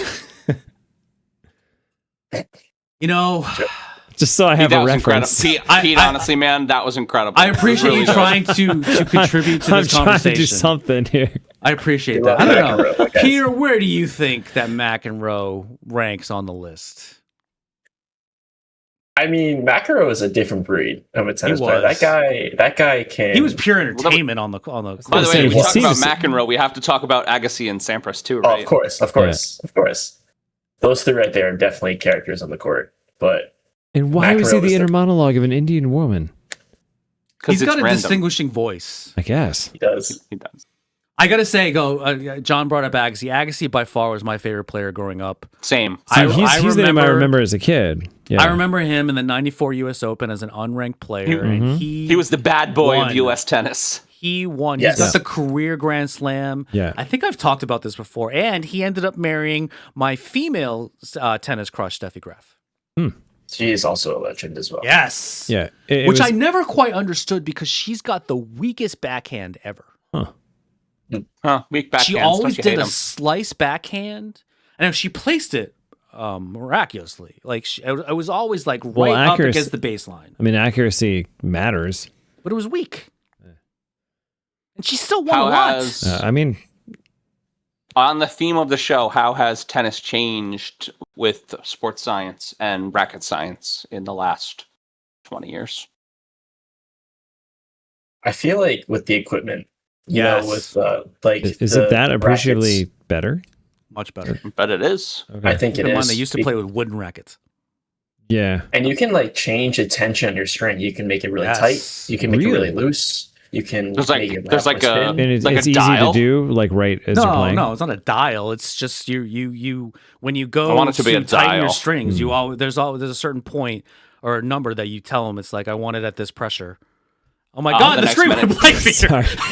The nice men at Dick Sports. Don't be Yeah. alarmed. in the Nice. background. And Sadie was nice enough to tell me it's like this is how tight that I need my strings at. By the way, I need to tighten my strings again. Yeah. No, John, I'm with you. I'm imagining it, right. The ultimate tennis racket. It's like a tactile like LED slider, right? I need it to On be the handle. mechanical. I need it to have Like, onboard tension, AI. string Onboard tension. AI. Do you and have a respond. slider on your golf clubs? I should. I probably golf better. Okay. All right. We have to be done. But golf clubs too. Onboard AI that judges speed and angle Oh, real man. time and adjusts tension for the best possible shot. Oh my god, that'd be amazing. Could do it. I do. Why, why couldn't it do it? You guys are idiots. Why not? You're an idiot. And with that, we're probably done. We are done. It should be one of our commercials. Yes. We should. Yes. All right, we're gonna do a Tribe Called Quest song right now. Pete, Yeah. when I say my line, you should say this next line. All right, ready? Is it next topic? Say yes, it is. Oh, yes, it is. Is it next topic? Yes, it is. Is it next topic? Yes, it is. You're going too quick, but Sorry. okay. I don't know the song. You don't Okay, know the song. say it again. Let's try. No. Take two. Take two. Ready? No, So we when I should be point done. to you, that's when you say Okay. it. Ready? Is it next topic? Yes, it is. Is it next topic? Yes, it is. Is it next topic? Yes, it Is is. it next topic? Yes, it is. There we go. All right, that was better. I think. That was better. Better, I'm gonna better. cut the I've first had one. white wine. I'm so drunk on white wine. I'm such a basic bitches. bitch drunk right now. Well, my second finger is scotch, so you know, it's all downhill Two from here. fingers. Oh, that's all right. Do you guys want weird or depressing? Which one first? Oh, come on. Your last topic is always depressing, so let's go weird. Yeah. All right, we're gonna go weird. I really like this topic, and y'all think I'm crazy. But the CERN Large Hadron Collider conducted its very last high-intensity beam Oh, I test thought this was the depressing one. and shut down on June 29th. It is now offline for a 4-year engineering overhaul and is scheduled to resume operations in 2030. Ever since the LHC started smashing particles in massive subculture on the internet, has blamed CERN for shifting us into an alternate timeline. And we, as a population, have memories of things like the Bernstein Bears that supposedly have never happened. So, will this shutdown trigger a return to our original timeline, or will the stoppage and restarting in 2030 just branch us into a completely separate reality? Do we believe in the Mandela This might be the effect, or am geekiest I just podcast we've ever had. Or am I just crazy? No, I didn't think you were gonna go there with this. I'm losing it here. I don't think CERN I thought did talking that. about time. I think talking about time theory with you, Pete, would be so interesting. Oh no, I'm fascinated, but I also didn't expect that CERN created the Mandela effect. That's funny to me. Bernstein Bears. Okay, yes. The Berenstein Bears. Just curious, George, have a tail? Yes or no? Oh yeah, right. I said yes, but it's no. He right? doesn't. He doesn't have a Right. tail. That's weird. Does the Raisin Brand son have sunglasses? Yes or no? He's gotta have sunglasses. Nope. No, No sunglasses. Okay, wait. I can explain that one. The California Raisins had sunglasses, and that was around the same time, and we're confusing it in our heads. I don't know, man. I think you're confusing in your head. I Maybe. think maybe you're from the proper timeline. Maybe. But here, okay. The saddest part about this is that 2030 is in 4 years. It is. It Oh, is. shit. Yeah, right. That's what struck me. Is that why you thought this was the depressing topic? Yes. But Well, and the fact that this is the darkest timeline, Yeah. and John was Now, So, okay, guys, surprised. I was we're- expl- A Hadron Collider Yeah. is smashing stuff, and yes, it's responsible for confirming that the Higgs boson particle may exist, which is really freaking super cool. nerdy. Okay, such a nerd. but everyone's fear over this thing, right? This is the largest particle accelerator in terms of how long of a runway, particle right, the accelerator. particles have before they hit. So, thanks. This thing dwarfs the Fermi labs in the U.S., right? But everyone was concerned that CERN was going to create a black hole and just suck all of everything we know into oblivion. No, guys, done it the yet. the scale, the energy we're talking about that CERN is creating with these particle smashing is incredible. but the scale of it is so fucking tiny that it's not going to do anything. It's so insignificant that we can barely detect it on the most sophisticated instruments. So I don't think Okay. the Open your mind for LHC just has created open an your mind alternate for just timeline. once. Oh, for just 1 second. Just 1 second. Done. If the discovery of the Higgs boson particle somehow knocked us off course, Marvel style, into a different timeline, so now there's 2 timelines. First, I was explaining this to Melanie. Nobody's going back. That's not how time travel works. So now we're know that. stuck. Okay. Now we're stuck going that way. We're Could stuck I- going that way. This timeline continues. Okay. But when it turns on in 2030 again, if somehow that we, our normal brains, don't understand, somehow it kicks us into a completely separate timeline. We're going up now. It's Yeah. completely separate. Could I propose maybe that CERN indirectly caused this, not directly? So the whole thing about quantum I mean, I've watched theory- sci-fi movies before. Okay, here you go. The whole thing I about got quantum you. theory, right? You guys know Schrodinger's cat, right? Is it alive or dead? You don't know until you observe it. Okay. We're just replaying all of Big Bang Theory's topics now. So maybe we weren't supposed to know whether the Higgs balls. boson existed, right? Which is probably one of CERN's biggest achievements. And the fact that we know that something on the quantum level snapped, because on the quantum level, stuff doesn't really exist in any actual solid state. It's somewhere in between, and we don't know what it is until we measure it. Well, we measured it, and By now we have looking to at it, we have right. affected. By looking at it, The- we opened theoretical Pandora's box and have now Yep. fucked up space-time, because the Yep. universe is like, uh-oh, you caught us with our pants down. Now we're going to mess with you. So you guys are bigger believers in time variance than you are in the Flash, when everything is like noodles. Well, that's I probably forget how also Michael true. Keaton Wait. described it. The fact that you can skew, but you always come to these points in time where they're always going to be the same no matter what. I'm just really hungry for noodles right now because I didn't have dinner. But yes, maybe.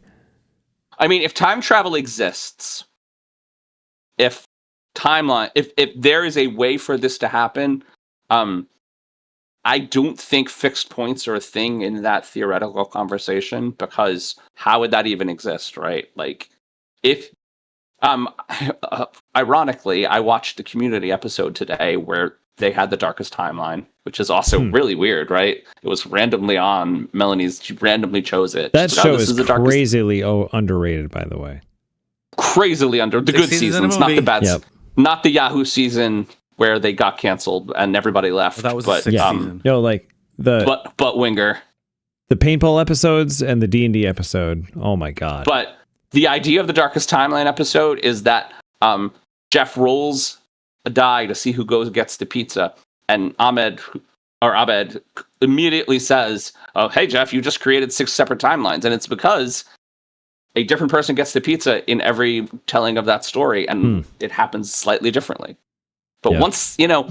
once you affect something, it's chaos theory. All the particles in the world are connected, and from the first movement of the particle to the last movement of the particle is because of everything beforehand in the middle. If you change shit in the middle, the particles move different directions, and then it is a completely separate trajectory. So is there another timeline where we don't ever do this podcast? Yeah, Oh, yeah. probably. There's a timeline where the podcast is successful. We're New Heights. I'd like to see that That's the timeline. timeline. Are you saying Yeah, this we're isn't a New successful Heights. podcast? When we're New Heights, yeah, fuck yeah. Shame.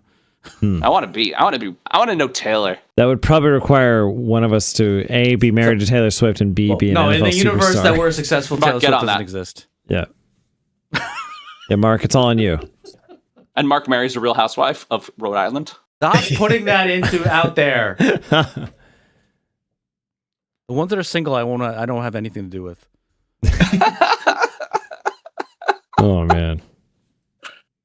I'm going to say it until it happens. I'm conceptual. Oh my I'm god, this last one I conceptualizing. don't remember how it goes. The song. What is it? It's a Brantley Gilbert song. It's time to sing it. All right. Six? Mandela effect is real. It's the Bernstein Bears. Curious George has a tail. That is that. Berenstain Bears. That's not even a fucking word. And CERN may Berenstain. or may not have fucked up quantum superposition of the Higgs boson, which has made the universe angry at us. Pete, you explain that in a way that I'm going to explain to people because that is definitely what happened. You like that? That's really good, man. That's okay. Really If people really I remember want to now. feed that CERN screwed us over, maybe that's the only way I can think of. Yeah. Yeah. That's what happened.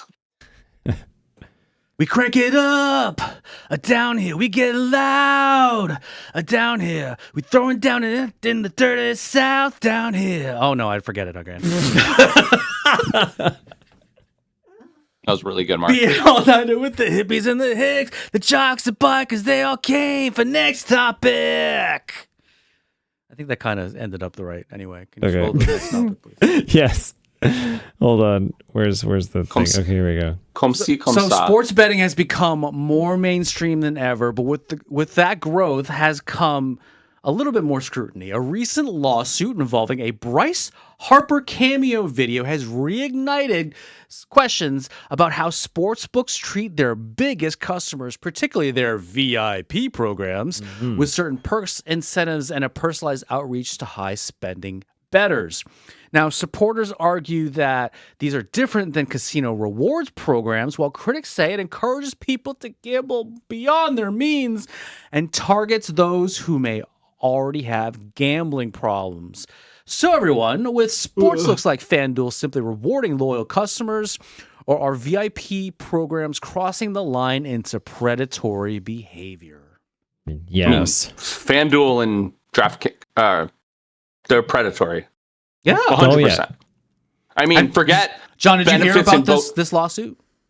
I didn't, but forget benefits and bonus. The minute I open DraftKings, it throws contests and, hey, cash in X amount of dollars and turn it into chips and get X amount of dollars. Sure. Make But these that's for the 6 casual bets- bettor a lot. Like, those are the ones that, maybe put down like 50, $100, like every now and again. This is more about the ones that are throwing down thousands, maybe even millions of dollars. Make and 6 bets a essentially- day. But you can guarantee they're targeting them too. No, that's what this topic is about. Oh, And yeah. that's what the lawsuit Right. is about too. It's the fact that this guy was a huge customer of FanDuel. He was putting down hundreds of thousands of dollars on bets, and he was losing money. Right. And for whatever reason, he got this video of Bryce Harper. But funny enough, it was a cameo video that was for like someone else. It was like a personalized cameo video, but it got sent to him. And now he is, and apparently it got him to bet even more money, and then he just got in the hole even further. And Bryce Harper is involved in this lawsuit. However, he did it for Cameo, which is a completely different platform, and he was not aware, allegedly, that this video would have been used for this, like a personalized message to these VIP customers. Yeah. I mean, Again, great liability analysis, is hard. Yeah. Liability is very hard to judge on something like that because he could easily be lying, or Cameo. Oh, could he's have gonna easily lose. sold He's the gonna rights. lose his website because Cameo could easily sell the rights to something like this to DraftKings if the NDA Yeah, isn't right. I maybe. mean, like, I don't know. we don't really know. I mean, Peter, we can't. Peter really... Pond, have you tried sports betting at all? Nope. No, I'm I'm sure good. you know people that do it though, right? Yep. Yeah. Never really got sports into it. betting. Again, Sports I really betting is want. really hard. I'm in your boat, Peter. I've been tempted to do it, but I haven't. And actually, you know haven't what? The taken really plunge the yet. hardest thing, Yeah. as someone who has gambled my literal whole life, I've been gambling since I was 8. Sports betting is really hard, and basketball betting is really, really hard because, and especially with prop bets, because like you can bet a prop bet in basketball that will happen. It always happens. You're like, this is a sure thing, and it never works. It never works. You never get them all. And like I have felt the worst about gambling when I sports gamble because I feel like I'm throwing money away. Because I feel like I have no control over that, right? Like I know about sports and I bet sports things and I lose and it feels bad. And gambling's supposed to feel good, right? Right. So there's a recent proposal for MLB. I forget if it was the owners or the players that brought this up, but they are looking to ban prop bets for players, individual players. I Probably. think that's a good idea. Reason. Honestly, It's gotten too granular at this point. Well, the problem with prop bets, and all the times we've talked about gambling on the show, the problem with prop bets is it makes it very easy for the player to impact the result. Right. Very easy. That's Very the easy. thing. When you have a more broad kind of bet, it's really hard to move that train, right?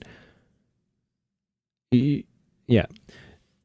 You're talking like when it comes down to individual people, as John said, it's very easy to manipulate that outcome. Whereas when you have an entire team, you have an organization, you have different minds butting heads. It's really hard to steer something a certain way to exploit some kind of gambling thing. So I mean, I understand that gambling. I just feel like it's gotten too minute. I understand gambling addiction is a big problem in this country, that we're probably not taking it seriously as we should. I still want to see Club Waka kickball on FanDuel and DraftKings. I want someone to start placing the odds on that. Mark, that's on you, man. You're the doer. Make it happen. And I love. But I mean, I love my own sports book. Yeah, but like, do you want little silly individual player prop bets, or do you just want entire outcomes? Oh, I would do everything. Right. I would. Prop bets are fun. How many times did Peter They are Bond fun. fall down while trying to throw out someone to first base? All the times. All the time. The over-under All the is 50. No, just kidding. Do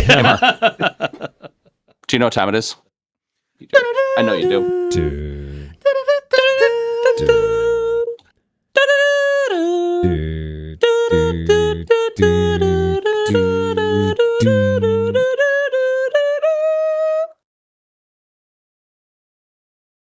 Anytime now, Mark. It's the final topic.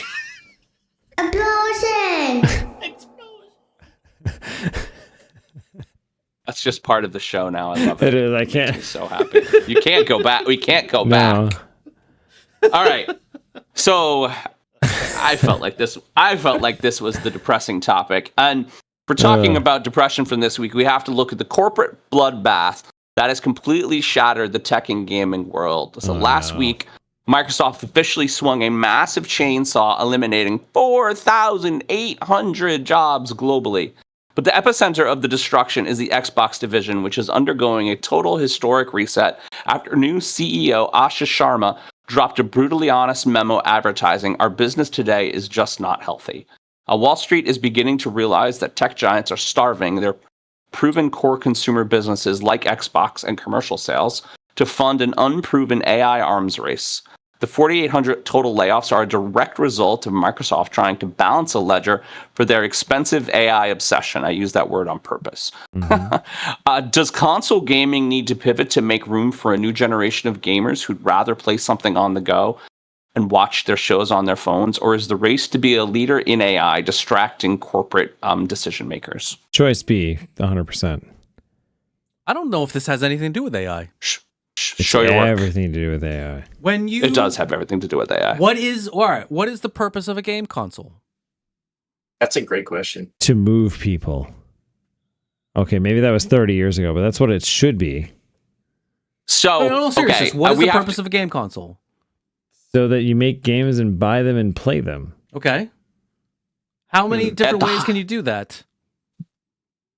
Okay, so other than a game console now. We're going to approach this. We're going to approach this. No, slightly this is differently. why I don't think this has anything to do with AI. Because there are how many people play games on their phones? Oh, everyone's going to raise their hand. How many people? The true gamers? You guys play games. Wait, do you use a game console for that, or do you use a computer? I played Split Fiction. I played Split Fiction with Jamie for about 3 hours last night. On PC gaming has always been there. Yes, you're absolutely right about that. Since the dawn of time. Most games now, not the dawn of time, but most games now are available on all platforms, right? And that, yes, I am for that. There's one exception, probably Madden and Nintendo. Nintendo Nintendo games only going to be on Nintendo consoles, right? But there are a handful of exclusives peppered into Sony and Microsoft, but that are happening. The things that are happening. The bigger problem is Go ahead, John. Peter's generation doesn't like to sit in front of the television, and I have an example of this. It's intern season, at work, and the interns are all in their early 20s, and we set up monitors for them. Every intern, even though their monitor is plugged in, connected to their docking station, they work just on their laptop. They do. 90% of people that I see that are under the age of, I don't know, even 35, watch their shows on their phone. They do. It has to pivot. That's the thing that I think is the problem right now. Sitting down, grabbing a controller, playing a video game is it's old-fashioned, honestly. It's a very old-fashioned way to So I interact go back with to my media. original question: what is the purpose of a game console? I don't know. I'm almost there. Guys, PlayStation Just give me a 5 has second. still sold like hundreds of millions of units. Give me a second. Pete is right. Mark, you're a little right, but Pete is right. There is no money in video gaming right now, and because of that, because it costs so much money to make a AAA game, that money is getting reinvested, and it's getting reinvested in AI. That's a fact. Now, what does that mean for gaming? Well, it means they have to make something different. They have to make a product that people want, and I don't know When if was the last time they did that? I don't know if Xbox is Didn't they just doing make that. Call of Duty 754? Oh, so Yeah, people bad. still play that a lot, though. Well, They made okay. the worst Call of Duty game ever. I think the problem is I should more. take a stab at that. I didn't realize another Call of Duty came out. I think the problem with this is more, honestly, is just the corporate leeching into these game studios that have gotten to the point where a AAA title takes way too much time, way too many people, and way too much budget to make compared to what it used to be. And the ROI on it, I don't think it's great anymore. Like think about, like the golden age of video games, right? The early 90s, mid 90s, Squaresoft, before they were merged with Enix and all these other corporate entities in Japan, they would crank out a fucking Final Fantasy game. Let me cook. They'd crank out a Final Fantasy game in a year with a staff of 30 people. And it was huge. And the game still cost $60, and they'd sell like 10 million of them in Japan. That's a lot of money remember watching for a Pete game play budget Final that was Fantasy. nothing. Like that's how I spent my day. Oh yeah, that was Final Fantasy X. You were but you would play the Blitzball games. I started playing the Blitzball game on my own. Yeah. Mark did the sports mini game. Yep, Mark did the sports mini game in the Final Fantasy game for me. You really like Blitzball. Yeah, Mark's like, Pete, I'm in season 4. I'm like, what? How much did you play this? Oh, I played a lot. I'd get back played from a lot work and that Mark's like obsessed with Blitzball. Okay, but anyway, I think that the developers, I mean, the technology is only getting better. Like the engines are incredible. The technology with all this stuff is immense. And yes, there are some benefits to some of this AI boom where tools are getting really cool. But you have, unfortunately, they're helmed by these execs and these corporate overlords that are tied to these things that have zero connection to anything. They're out of touch. And all they care about is money. His name is Phil Spencer, and he tried to put AI into gaming, and everybody told him to go fuck himself. Which is disappointing because I feel like Phil Spencer used to be like the hero of Microsoft. And the What problem was, games started. See, Xbox went all in on Game Pass, and by the way, Game Pass is incredible. But Xbox went all in on Game Pass, and Game Pass was cool, but it wasn't making money because subscription services don't make money unless you raise the price. That's what happens. Yeah, but it raised the price way too far. They pushed raised too the far price too way fast. too far. They raised. I am a fan of Game Pass. The price was too much, and I cut my subscription pretty much to the lowest one. Yeah. To You pretty know, much it used to to be the lowest $10 a one. month for PC, Yeah. and all of a sudden it They- jumped to 30. I'm like, nope. They priced themselves out of the market, Yeah. and it needs to be reimagined. And that's why they gave it to this 26-year-old woman, right, to reimagine She's the only industry. 26? Yeah, she's young, She's very young.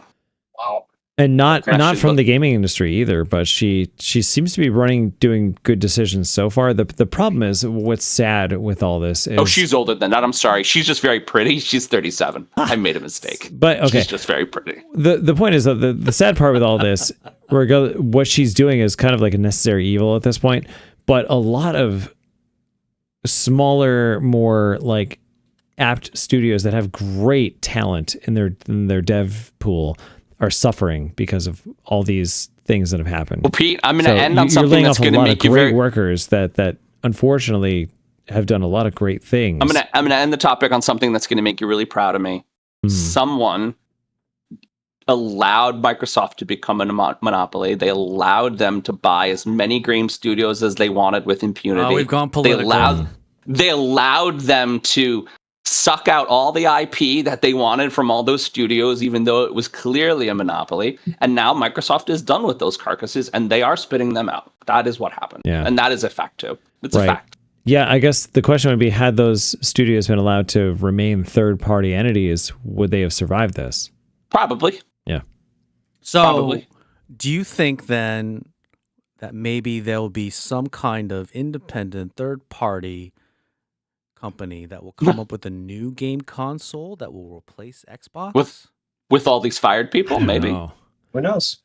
Who knows? To John's point, though, with like the newer generations wanting much more platform agnostic things and more convenient. That's why and I thought portable game things, streaming. I don't think so. That's why I thought game streaming was the answer. I really did. I still think it might be. If they could have solved the latency issue, which they never did, unfortunately, the only one that came close was NVIDIA, but NVIDIA doesn't care about games now either. They're 100% all in on AIO. Anyway, we're at time, my friends. That was a good background topic right now. Anyway, so that has been our topics. You can we'll be back next week with who are we back with next week, John? Chris Natoli. Thank you. In the meantime, you can Where's catch the up end on of our your old scripts? episodes on our YouTube channel with the handle at If These Balls Pod. There And it don't is. forget to subscribe to us by tickling that little bell. Oh, I always do. we would like to thank our guest for joining us tonight. Thank you, Peter. Thank you, guys. Good luck Thanks, tomorrow Peter. at kickball. Giving everyone my love. I'm sorry I couldn't be there. bet. You Waka can also waka. follow or like us on our socials at If These Balls Pod on X, Instagram, Facebook, Threads, TikTok, and Blue Sky. Our website is that's still a thing? www.iftheseballscoulddtalkpod.com. This is Mark Pesci, and for my partner, John Companion, producer Pete Steffen, and our creative director, Stephanie Ford Steffen. That's what we feel they would say if these balls could talk. Good night, everybody. If this ball